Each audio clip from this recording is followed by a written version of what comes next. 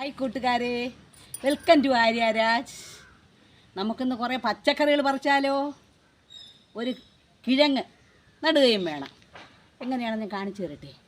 ഇത് കണ്ടോ, ഇത് നല്ല വലിയ ഒരു കത്തിരിയാണ്. വേറെ കത്തിരി എനിക്കിത് അങ്ങോട്ടുണ്ട്, ഒരു കൂട്ടമുണ്ട് കത്തിരി, ഒന്ന് രണ്ട് സെറ്റ് തന്നെ ഉണ്ട്, കൂട്ടത്തിലുണ്ട്. പക്ഷേ ഇത് ഒറ്റയായിട്ട് വെറൈറ്റി ആയിട്ടുള്ള ഒരു ഇനമാണ്. ഇതാ നോക്കിയേ, നല്ല വയലറ്റ് കളറാണ്. ഇതിൻ്റെ പൂക്കൾ നോക്കി കണ്ട, പൂ കണ്ടോ, നല്ല വയലറ്റ് കളറാണ് പൂക്കൾ. ഇലയ്ക്കും അതുപോലെ നല്ല വയലറ്റ് കളറാണ്. കണ്ടോ, തണ്ട് എല്ലാം വയലറ്റ് കളറാണ്. ഇതിലെ കായ കാണണ്ടേ, ഇതാ നോക്കിയേ, വലിയ കായ കണ്ടോ, ഇതാ കണ്ട, നല്ല വലിയ കായ. പക്ഷേ ഇത് മൂത്തില്ല കേട്ടോ, ഇതാ പിതുങ്ങുന്നു. മൂക്കുമ്പോൾ പിതുങ്ങില്ല. ഇതുപോലെ നമ്മൾ കഴിഞ്ഞാൽ വിരൽ വെച്ച് അമർത്തുമ്പോൾ ചപ്പി പോകും. അത് മൂത്തില്ലെന്നാണ് ഇതിൻ്റെ ലക്ഷണം. മൂക്കുമ്പോൾ ഇത് അമർത്തുമ്പോൾ ചപ്പത്തില്ല, നല്ല ടെമ്പറായിട്ട് നിൽക്കും. ഇത് മൂത്തില്ല. ഇതിന് താങ്ങാൻ ഞാൻ ഒരു കമ്പ് വെച്ച് നമ്മളിങ്ങനെ കെട്ടി കൊടുക്കുക. അത് കൊച്ചു കമ്പാണ് കെട്ടിയിരിക്കുന്നത്, പക്ഷേ അതിന് താങ്ങുന്നില്ല, ഇത് ഒടിഞ്ഞു പോകും. അതുകൊണ്ട് നമുക്ക് എന്ത് ചെയ്യാം, ഒരു കമ്പ് ഇവിടെ ഇങ്ങനെ പിടിപ്പിച്ച് കൊടുത്തിട്ട് ഈ കൊണ്ടയെ ഒന്ന് അതിലോട്ട് ഇങ്ങനെ ഊന്നി കൊടുക്കണം. കണ്ട, മണ്ണിളക്കം ഉള്ളത് കാരണം അത് നമ്മൾ അമർത്തുമ്പോൾ തന്നെ അതങ്ങ് റെഡിയാവും. എന്നിട്ട് ഇതിലോട്ട് പിടിച്ചൊന്ന് കെട്ടിക്കൊടുക്കുക. ഇല്ലെങ്കിൽ ഇതിന് താങ്ങൂല. ഈ കൊണ്ടയിൽ ഈ വലിപ്പമുള്ള കത്തിരിക്ക താങ്ങില്ല, അത് ഒടിഞ്ഞു വീണെങ്കിൽ. നമുക്ക് അതുകൊണ്ട് ഇതിനെ ഇതുപോലെ ഒത്തിരി ശിഖരങ്ങളും ഇതുപോലെ വലിയ കത്തിരിക്കകൾ വരുമ്പോഴൊക്കെ നമ്മൾ ഇതുപോലെ എന്ത് ചെയ്യണം, ഇങ്ങനെ കെട്ടിക്കൊടുക്കണം. ഇത് കണ്ട, അപ്പോൾ സ്ട്രോങ് ആയി. ഇതുമായി ഇത് സ്ട്രോങ് ആയി. രണ്ട് വലിയ കത്തിരിക്ക കാച്ചി. ഇനി വെണ്ണ് നിൽക്കുന്നത് ഇതാ കണ്ട, ഇവിടെ നിറയെ മുട്ടുകൾ അങ്ങനെ വന്നിരിക്കും. ഇത് നല്ല ഐറ്റം, നല്ല ഒരു വെറൈറ്റി കത്തിരിയാണ്. നല്ല ഈ കളറിന് തന്നെ ഒത്തിരി ഔഷധങ്ങളുണ്ട്. ഈ വയലറ്റ് കളറിൽ നമുക്ക് ഒരുപാട് പോഷകങ്ങൾ കിട്ടും. അതുകൊണ്ട് ഇങ്ങനെയുള്ള വെറൈറ്റി കിട്ടുമ്പോൾ നമ്മൾ പ്രത്യേകിച്ച് സൂക്ഷിച്ച് നട്ട് നല്ലതായിട്ട് വളർത്തിയെടുത്താൽ ഒരു കത്തിരി നമുക്ക് 2-3 ദിവസത്തേക്ക് വരും. കണ്ട, എത്ര വലിപ്പമാണ്. വട്ടത്തിലരിഞ്ഞ് പൊരിക്കാൻ എന്ത് ടേസ്റ്റാണെന്ന് അറിയാമോ. കുരുമുളക്, കായം, മഞ്ഞൾ, മുളക്, മല്ലിപ്പൊടി ഇത്രയും ചേർത്ത് പുരട്ടി വെച്ചിട്ട് എണ്ണയിലിട്ട് പൊരിച്ച് എടുക്കണം. കുഞ്ഞുങ്ങൾക്കൊക്കെ നമ്മൾ വട്ടത്തിൽ പ്ലേറ്റ് കൊണ്ട് വെച്ചു കൊടുക്കുമ്പോൾ അവർക്ക് കാണാനൊക്കെ എന്ത് ഭംഗിയാണ്. അവരറിയാതെ കഴിക്കും. അവർക്ക് ആവശ്യമുള്ള പോഷകങ്ങൾ നമുക്ക് ഇതിൽ നിന്ന് തന്നെ എടുക്കാൻ പറ്റും. നമുക്ക് ഇനി കുറച്ച് പച്ചക്കറികൾ പറിച്ചാൽ നമുക്ക് അങ്ങോട്ട് പോവാം. വാ.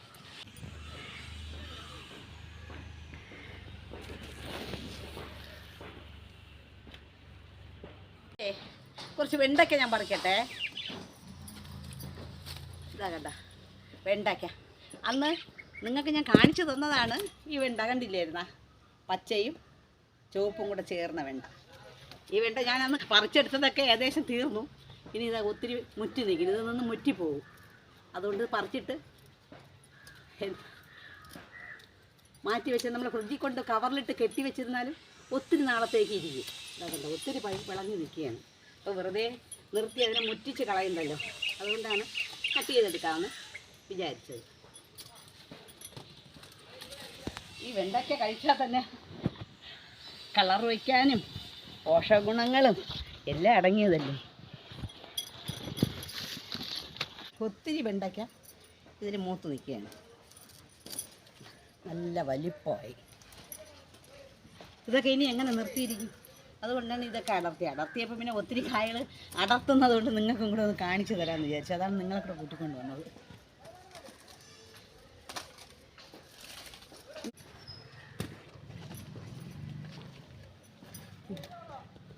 ഇതിലൊക്കെ ഒത്തിരി ഉണ്ട്. വെണ്ടയ്ക്ക നമ്മൾ ഇതുപോലെ പച്ചയ്ക്ക് പറിച്ചിട്ട് കഴിക്കണം, നല്ല ടേസ്റ്റാണ്. ഉണ്ടോ, ഇതുപോലെ 1-2 കിലോമെങ്കിലും ഏതെങ്കിലും പച്ചക്കറികൾ നമ്മളിതുപോലെ പച്ചയ്ക്ക് കഴിക്കുന്നത് ഏറ്റവും നല്ലതാണ്. ഞാൻ കൂടുതലും ഈ പച്ചക്കറിയാണ് കഴിക്കുന്നത്. ഇവിടെ വന്ന് ഈ സാധനമെല്ലാം കുറച്ച് പച്ചയ്ക്ക് കഴിക്കാറുണ്ട്. പച്ചക്കറി കഴിക്കുന്നത് ഏറ്റവും നല്ലതാണ്. അല്ലെങ്കിൽ നമ്മൾ ഇതിനെ മെഴുക്കുവരട്ടിയൊക്കെ വയ്ക്കുമ്പോൾ തന്നെ മൂത്ത് കരിഞ്ഞു പോകാൻ പാടില്ല. അരവേവ് ഒന്ന് വാട്ടിയെടുക്കണം, എങ്കിലും ഇതിൻ്റെ പോഷകങ്ങൾ നഷ്ടപ്പെടാതെ മൊത്തം നമുക്ക് കിട്ടത്തുള്ളൂ. കണ്ടോ, എന്ത് ടേസ്റ്റ് ഉണ്ടോ. കുരുവൊന്നും മുട്ടിയില്ല. കണ്ടോ, ഒരു ചവർക്കൊന്നുമില്ല. നല്ല വെണ്ടയ്ക്ക നമ്മൾ ഇതാന്ന് പറഞ്ഞ് കഴിച്ച് കഴിയും.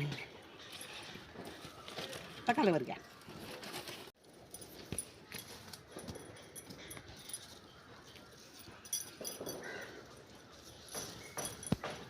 ഞാൻ പറഞ്ഞ തക്കാളി വരെ കഴിക്കാൻ പറ്റിയതാണ്.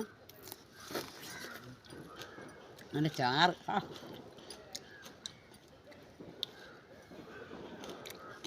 എന്തൊരു ടേസ്റ്റ്.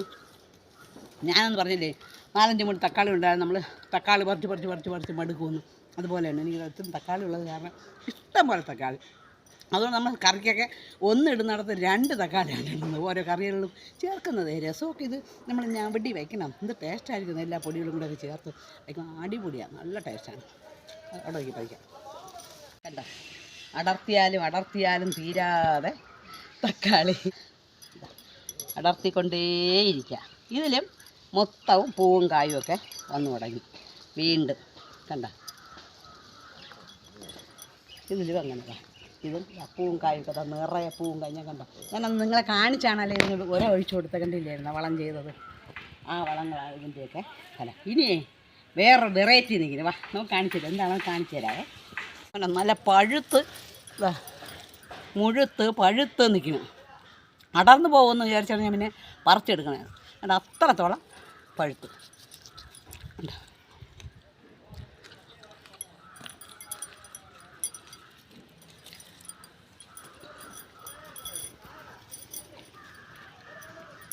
എല്ലാം നല്ല പഴുത്ത് നിൽക്കുന്ന നിറയെ മൊട്ട് വരുന്നുണ്ട്. കണ്ടോ, കണ്ടോ നിറയെ മുട്ടും പൂവായിട്ട് അങ്ങനെ അതാ വരുന്നുണ്ട്.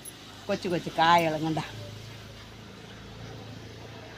കൊച്ചു കായകളുമായിട്ട് നിറയെ ഇതാ വീണ്ടും ഇത് കാച്ച് വരെയാണ്. ഞാൻ പറഞ്ഞില്ലേ ഇത് വീണ്ടും പൂത്ത് കായ്ക്കാൻ വേണ്ടി ഞാനൊന്നൊരു ഒഴിച്ച് നിങ്ങൾ കണ്ടില്ലായിരുന്ന, ഒരു വളം ചെയ്ത് കണ്ടില്ലായിരുന്നു. അതുപോലെ വളങ്ങളൊക്കെ നിങ്ങൾ ഉപയോഗിക്കണം കേട്ടോ. എങ്കിലാണ് നമുക്കിതുപോലെ ഇഷ്ടം പോലെ പറിക്കാൻ പറ്റുന്നത്. ഇനിയുണ്ട് തക്കാളി, തീർന്നില്ല. ഇതാക്കണ്ടോ, അയ്യോ ഇതെന്തൊരു കളറൊന്നും വേണ്ട, ഫുൾ റെഡ് ഉണ്ടോ, റെഡ് തന്നെയാണിത് ഉണ്ടോ. നമുക്ക് എത്ര ശ്രമിച്ചാലും ഇതുപോലുള്ള പച്ചക്കറികൾ നമുക്ക് ചന്തയിൽ നിന്ന് വാങ്ങാൻ കിട്ടത്തില്ല. അവരൊക്കെ എന്തായാലും വിഷങ്ങളും തളിച്ച് മറ്റേ ഓരങ്ങളൊക്കെ എന്തൊരു മോണിയെ എന്തോ എന്നൊക്കെ പറയാം. അതുപോലെയുള്ള പല വിഷങ്ങളൊക്കെ തളിച്ച് തന്നെയാണ് അവരുണ്ടാക്കുന്നത്. ഇതുപോലുള്ള ഫീവറായിട്ടുള്ള പച്ചക്കറി ഒരിടത്തും കിട്ടാൻ പോകുന്നില്ല. പയർ മുറ്റി നിൽക്കുന്നത്, അതുകൂടെ ഞാനൊന്ന് പറിക്കട്ടെ. ഇതൊക്കെ ഏകദേശം കാച്ച് തീർന്നതാണ്. ഇത് 3-ാമതും 4-ാമതും 5-ാമതും ഒക്കെ കാച്ചതാണ്. കണ്ടോ, നല്ല വലിയ പയർ നട്ട്. അത് കണ്ട, ഇവിടെ വരുന്നു കാച്ചിൽ.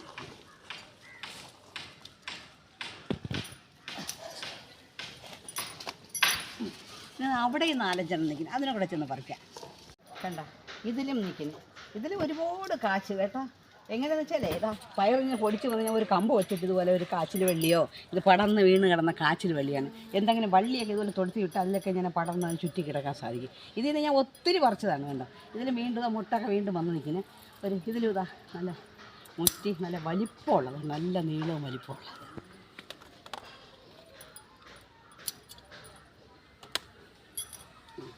ഇത്രയാണ് ഇന്നത്തെ എൻ്റെ വിളവെടുപ്പ്. പയർ നല്ല നീളമുള്ള പയർ, നമുക്ക് മെഴുക്കരട്ടാനൊക്കെ അടിപൊളി. എന്തൊരു ടേസ്റ്റ് എന്നറിയാമോ. ഇതാ 4-5 പയർ, ഇത്രയും പയർ, ഇത്രയും വെണ്ടയ്ക്ക, അല്ല ഒരു 1.5 കിലോയോളം വരും തക്കാളി. ഇത്രയാണ് ഇന്നത്തെ എൻ്റെ വിളവെടുപ്പ്. കണ്ട, നമുക്കിനിയേ ഒരു ചേമ്പ് വെട്ടി നടണം. നടാവോ? അത് വെയിലത്ത് കിടന്ന് ഒരുമാതിരി വാടി തുടങ്ങി. ഏതായാലും നമുക്കൊന്നത് വെട്ടി നടാം. നട്ടിട്ട് തരാം. ചേമ്പ് നടട്ടെ. അന്ന് ഇവിടെയാണ് ചേമ്പ് നട്ട് ഞാൻ വെട്ടിയെടുത്തത്, നട്ടിരുന്നത്. കണ്ടല്ലോ നിങ്ങൾ. അതുകൊണ്ട് ഇതിന് മണ്ണിന് കണ്ട നല്ല ഇളക്കമുണ്ട്. നമുക്ക് ആദ്യം ഈ മണ്ണിനെ ഒന്ന് വെട്ടി മാറ്റാം.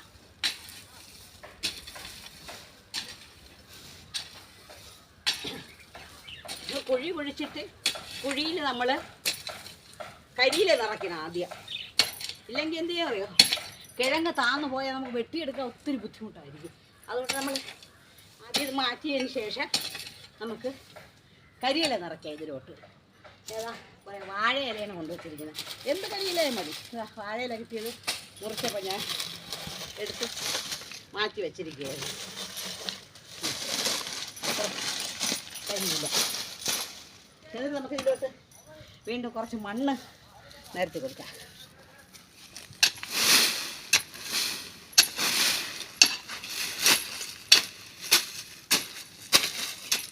എങ്കിലേ കിഴങ്ങ് പുറത്തോട്ടിരിക്കുകയുള്ളൂ. ഇല്ലെങ്കിൽ ഇത് താന്നു പോവും, കിഴങ്ങും കാണില്ല. എന്നിട്ട് നമുക്ക് എന്ത് ചെയ്യുന്നു? ആദ്യം അടിവളമായിട്ട് 1 സ്പൂൺ കുമ്മായ അതിട്ട് കൊടുക്കുക. മണ്ണിൻ്റെ പുളിപ്പൊക്കെ മാറാൻ ആയിട്ട് 1 സ്പൂണ്. എന്നിട്ട് നമുക്ക് വീണ്ടും കുറച്ച് മണ്ണ് കൂടെ ഇട്ട് കൊടുക്കാം. അതിനുശേഷം എന്ത് ചെയ്യണം? ചാര. ഇത് കണ്ടോ ചാര? ഞാനിവിടെ അടുപ്പിൽ കത്തിക്കുന്നതാണ്. കുറച്ച് ചാര ഇട്ട് കൊടുക്കാം.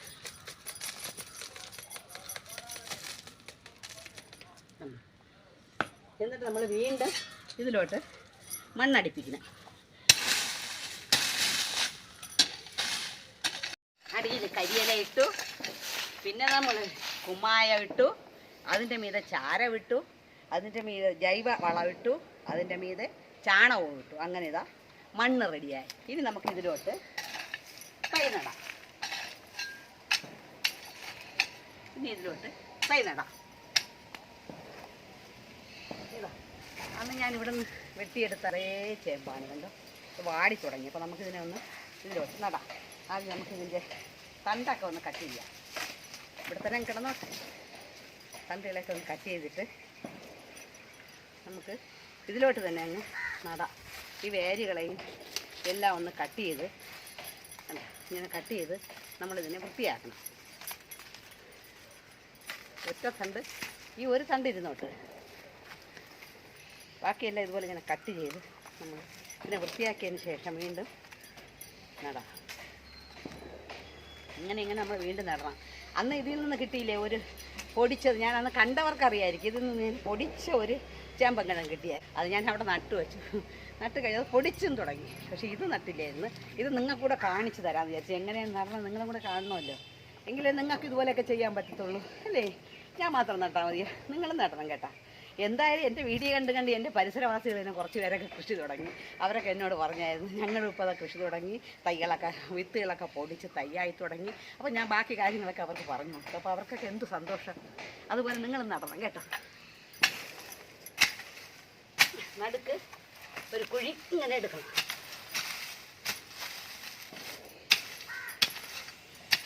കുഴി മാന്തിയതിന് ശേഷം നമ്മൾ ഇതിനതിലോട്ട് ഇറക്കി വയ്ക്കണം.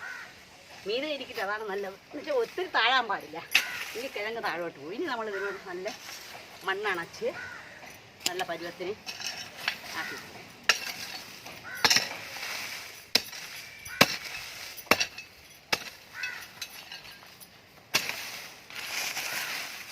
6 മാസം ആകുമ്പോഴേക്ക് പരുവാകും ഏകദേശം. എന്നാലും നമുക്ക് 1 വർഷം ആകുമ്പോഴാണ് സാധാരണ വെട്ടി എടുക്കണം. അതായത് ഈ തടകളൊക്കെ പട്ട് വരുമ്പോൾ നമുക്ക് മനസ്സിലാവും ഇത് പരുവായെന്ന്. ആ സമയത്ത് നമ്മൾ വെട്ടി എടുക്കണം. മണ്ണ് വെട്ടി അണച്ചിട്ട് കണ്ടോ. എന്തായാലും ഇതിൽ നിന്ന് നല്ല ചേമ്പക്കിഴങ്ങ് നമുക്ക് പ്രതീക്ഷിക്കാം. കണ്ടോ ചേമ്പക്കിഴങ്ങ് നട്ട് കഴിഞ്ഞു.